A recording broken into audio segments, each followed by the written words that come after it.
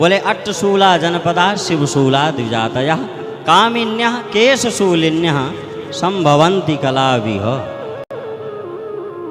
बोले ब्राह्मण लोग पैसे ले लेकर के वेद पढ़ाते हैं।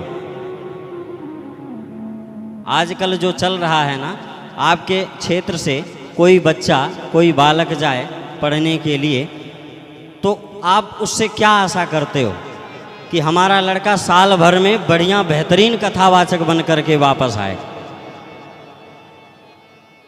देखो ठेठ भाषा में समझो ना, तो श्रीमद् भागवत, और पढ़ाने वाले भी ऐसे ऐसे महापुरुष हैं कि 6-6 महीने वाली क्लास चलाते हैं कि 6 महीने में हम भागवत पूरी पढ़ा देंगे, पूरी भागवत तैयार करवा देंगे।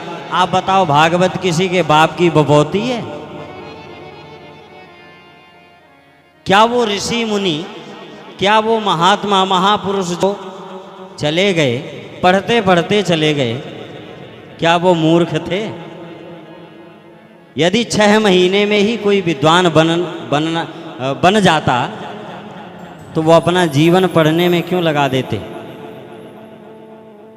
हम जिस परंपरा से हैं, हमारे महाराज श्री स्वामी महामंडलेश्वर श्री अनंत देव गिरी जी महाराज, वेदांत का उनको ऐसा ज्ञान कि जो वेदांत को समझने, वेदांत विषय को समझने वाला होगा, वह सीधा सीधा उनको वेदांत का स्वरूप ही समझ लेगा।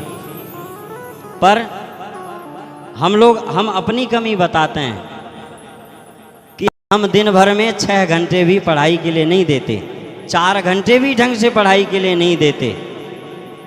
पर हमारे महाराज जी कमरे में चले जाओ तो दिन के 12 घंटों में से हमें लगता है वो 8 घंटे किताब लिए ऐसे पढ़ते ही रहते हैं।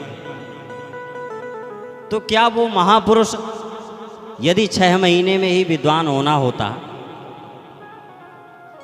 तो वो पूरा जीवन पढ़ाई लिखाई में क्यों लगा देते? और माता पिता भी ऐसे होते हैं कि बच्चा यदि घर में ना पढ़े तो कह देते हैं इसको ले जाओ संस्कृत में डाल दो, संस्कृत में बढ़िया तैयार होकर के आ जाएगा।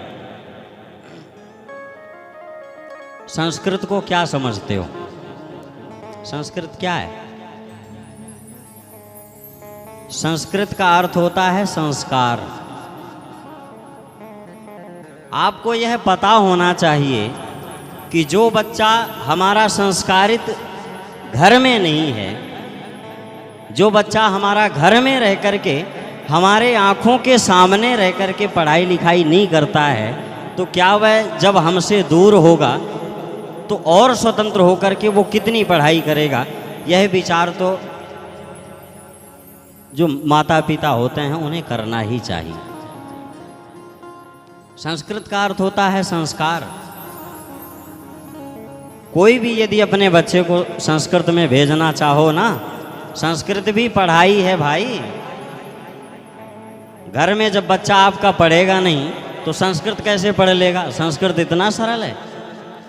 सर्वेषामपि अखिल भाषाणाम जननी संस्कृत भाषैव। संसार की जितनी भी भाषाएं हैं, सभी भाषाओं की जननी संस्कृत है। संस्कृत से ही दुनिया की सब भाषाएं निकली। तो कहते हैं ब्राह्मण लोग पैसे ले लेकर के वेद पढ़ाते हैं, भागवत पढ़ाते हैं, पुराण पढ़ाते हैं, उपनिषद पढ़ाते हैं। पैसे कमाने के चक्कर में 6-6 महीने में महापुरुष लोग बोलने लग जाएं तो एक श्लोक का एक पाद बोलने में महीने महीने बिता देते हैं। अच्छे अच्छे विद्वानों की परीक्षा महाराज भागवत में होती है। विद्यावताम भागवते परीक्षा। यह